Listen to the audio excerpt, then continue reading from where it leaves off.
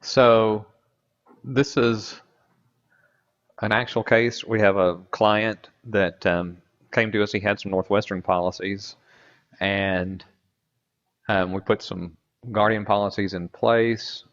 This was what, 10 years ago, something like that? Yeah. At least 10 years ago. This individual, we had waiver of premium. The problem, and that's something else too, when I'm doing um, my calculations on with the life insurance value sheet, I prefer to do those without waiver of premium. Why?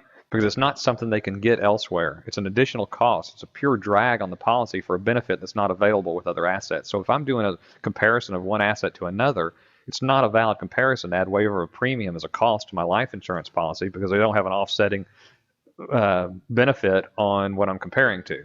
However, when the policy is sold, I want waiver of premium on there most of the time. Okay, this is one of the reasons why this particular individual has become totally disabled. The waiver of premium, and fortunately, somehow the Northwestern guy sold him waiver of premium as well. The waiver of premium on both those policies allowed him to be able to provide for his family from his wheelchair, and he is totally disabled. So it's a huge thing. And he called and he said, okay, um, I need you to run this new real estate deal that I've got through your real estate calculator for me. He said, I know it's a good deal, but I want to see how good it is. That's one of the advantages of having this. We get that conversation from our clients from time to time. And the other thing is, he said, when I first bought the policy with you guys, you talked about being able to use the cash value to fund investment projects. He said, how in the world is it going to make sense for me to borrow money from the Guardian at 8% to make this happen? I said, okay, let's see. So here's the situation. $200,000 piece of property. It costs 200. Those could be different, yes, especially under current economic environment, right? Closing costs of 5,000. No realtor fees. Land value 35,000. Why do I care? Depreciation, right? We can only depreciate the structures, not the land. It gives me a net here of 165,000. It doesn't automatically drop that down into depreciation because one of the things that we find is that we come with new clients that have real estate in place. They want to. We ask them a question like, "So, how's your real estate doing for you?" I don't really know. The guy that sold it to me said it was a really good deal, but it's funny how that happens, isn't it? Um, but it doesn't seem like I'm making any money off of it. So maybe they've already depreciated part of it, and so we have a reduced amount still available for depreciation. So put in the 165,000 loan amount of 80% loan to value is all they would do. So we've got a $160,000 loan amount at 6.5%. They would only do 240 months. So he has a loan payment of $1,193. Everybody with me? Okay, property taxes were $200 a month, and these are monthly expenses, as it says up there. Insurance was $200 a month. Maintenance, he didn't want to do any because what he was actually doing, he came across a piece of land. He had somebody who wanted to rent warehouse space, so he was building a warehouse on it. He already had the renter. Everything was in place. It was going to be a new warehouse, which required pretty little maintenance, but he decided he'd put away $50 a month. And we have the ability to put in quite a few other things. If we were taking care of lawn for them, whatever else, we can put all that in there and add it up. Any management fees on the property, any of that stuff could be put in there. And then on the income, he was getting $2,600 a month. I have multiple places because sometimes, we've got some, it's a great word. We have some of our clients that have some small apartment complexes. They don't know how much they get from the coin-operated laundry. Maybe there's a couple of buildings in there and they want them separate because they've got different amounts from each one. So that's why that's there. It just adds them all together. But there's $2,600. And then tax is $35. Oh, sorry, 35%. Knocked me all off base. Capital gains bracket of 15. and depreciation recapture tax of currently 25. Everybody know what that is? Depreciation recapture tax is the tax you have to pay on excess depreciation you've taken when you sell the property. In other words, let's say we have this $200,000 piece of property, we depreciated it down to $100,000, and we sell it for $200,000. That means we over depreciated it by $100,000, right? So we'll have to pay a $25,000 depreciation recapture tax for that. Even if you 1031 exchange it? No, but now then that's a liability on the next piece of property. So in effect, this one caused it. So if we're looking at this, and that's a great question, I'll have people that'll call in and say, well, what about 1031 exchange? Well, the problem with that is all you're doing is pushing the liability off to the last issue. It can make this one really look good, but the reality is this one caused that liability to the next one. So I want to know if this one by itself is a good deal, and it needs to have all the costs associated with it, whether I push it off or not. The 1031 exchange became such a big deal. There was there for a while where people were trading properties when everything was going crazy. And we would have clients that were in such a struggle, because what was the time frame that the 1031 exchange has to happen? It's pretty short. 60 days, I think. How much? 60 days? Okay. Okay, because of those restraints, there were clients, they were paying $100,000 too much for a piece of property in order to not eliminate, but defer $15,000 worth of tax. I mean, it was crazy. The accountants were in on that, oh man, you don't want to pay any tax, you don't want to pay any tax. We just take what comes along. So they're overpaying on stuff by more than the tax that they're not even getting rid of. They're just deferring it. We had a guy from CB Richard Ellis that was speaking to a group of our clients one time, and his specialty with them was on Walgreens, because Walgreens doesn't own any of their stores. They build them and they lease them, and they find the location and they put it up for bids. And I was looking at the paperwork from the guy, and I said, the returns on this are only like 5%. He said, well, it's not my fault. I said, well, I don't care whose fault it is. I said, but why would my clients want to do this for that kind of return? He said, well, you don't understand what's happening. He said, what's happening is because of the 1031 exchanges gotten so popular that we'll put something out. Let's say Walgreens comes in, they say the store is going to cost $500,000 to build. They've got the location, everything else. They put it up for bids, and before the day's over, people out there will have this thing bid up to $750,000. He said they're overbidding, they're overpaying on the property just to do a 1031 exchange from another piece of property they have. And what are they getting for it? A deferral of tax, not an elimination. Oh, no. What the smart guys do is they reverse 1031 exchange. So the same law is told, tax benefits told, if you buy your new property first, because and then you have that window to sell the existing. Oh, got it. That would make a lot more sense. Sure. Then you're taking advantage of it. You're selling into them. Right. That would be a lot better. So you can negotiate your deal rather than being under the wire for making it happen. Cool. Okay.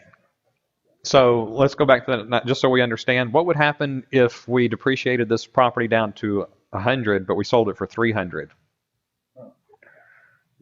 Not 50,000. We paid $25,000 for the 100 that we depreciated and shouldn't have, or over depreciated, but we'd only pay 15% on the capital gains on top. Okay.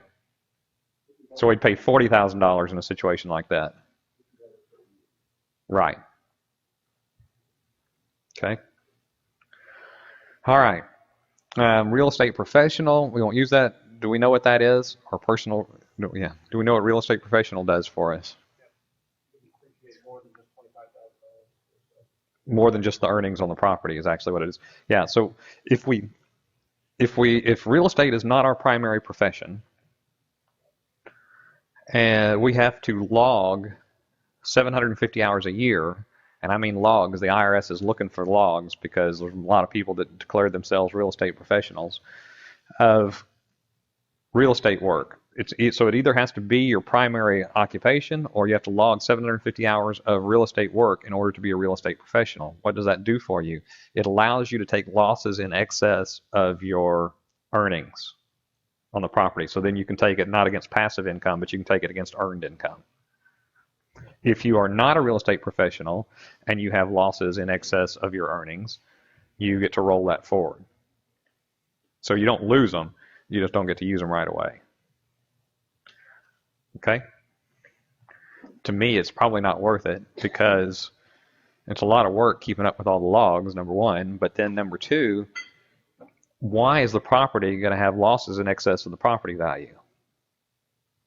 I mean, of the income. It's probably not the best property, but what's happening is it's probably because of the depreciation advantage is what's allowing you to get into that situation, right? So you're going to go to the trouble to log all the hours, you're going to write it off, and maybe you do get to write it off in a 35% bracket, but you're probably going to be recapturing at the end at 25 anyway. Okay, so I don't know that you really get ahead. All right, now in order for this to do the calculations, it has to have a time frame to be able to do it. So up in the months for analysis, let's use 60. He's going to look at what happens over 60 months. We see 18.49 with no property appreciation, but we still need some other information in here. We need depreciation, 39 years on a commercial piece of real estate, and 6% on our closing costs. Change that to a percent sign and put a 6 in there. And we see 17.01% without any appreciation. I always want my clients to see what the return is without any appreciation first. I'm glad we did that.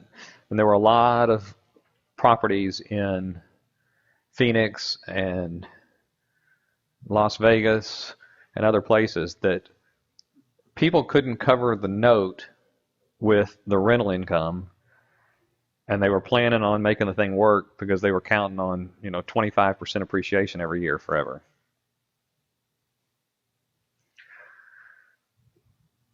Okay, now that we've got the number down to our 17%, let's add some appreciation, something reasonable like 4%. Okay, 25.2%. He was right. He had a pretty good piece of real estate because that's 25.2 net of all taxes. How do we calculate that? I'm going to calculate this just so you can see. I can only get close and understand.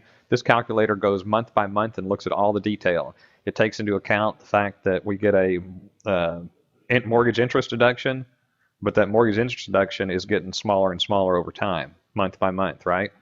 So this one does it exact. All I can do here is do an average, and we'll see we have a net monthly cash flow of 611, but that's really an average amount because it can't do it exact because that's a changing number every month based on our reduction in tax deduction on the mortgage. Make sense? So let's see what we have. Okay, present value. What's our cost? Not 200, right? So the upfront cost is 45,000, not 200. Why? Because 160,000 in this case is OPM.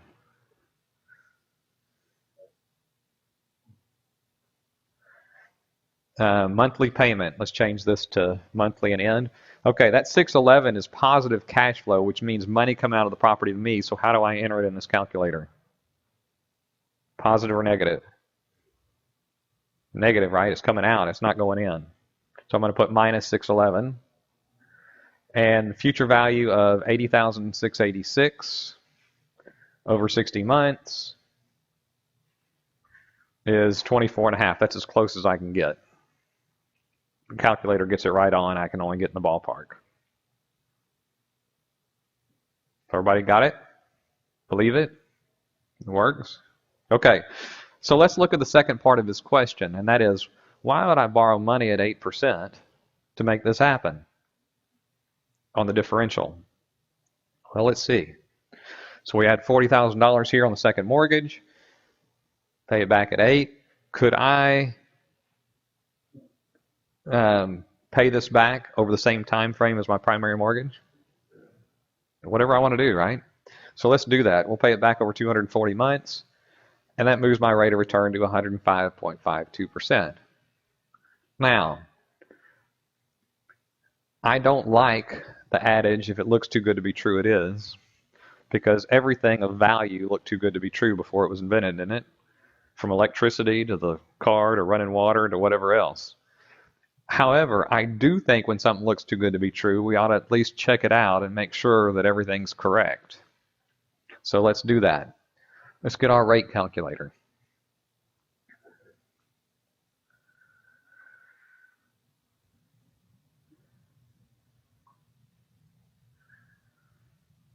Okay, what is our money in now? How much? 5,000. What's our payment? Let's change this to monthly and end. I guess we shouldn't have done end, but that's all right. Payments drop now to 364. Why? Because we have an extra payment that we're making to the insurance company for $335. Future value of less 45,676 over 60 months is 95. It shouldn't be that far off. Change it to, there you go, 101%. So we're right there at 105. It is correct. How in the world could borrowing money at 8% push my return from 25% to 105%? What's that? Leverage, absolutely. What happened? Think about the first day, and we talked about how banks make money. What I've done is this. I've borrowed money at 8% from the insurance company to earn 25% on it, haven't I? What is 8 to 25 per year? That's 212%. So I earned 212%, but I earned 212% on 40,000, and it was a declining balance over time. But I earned 25% on the other 160,000, and altogether we end up at 105.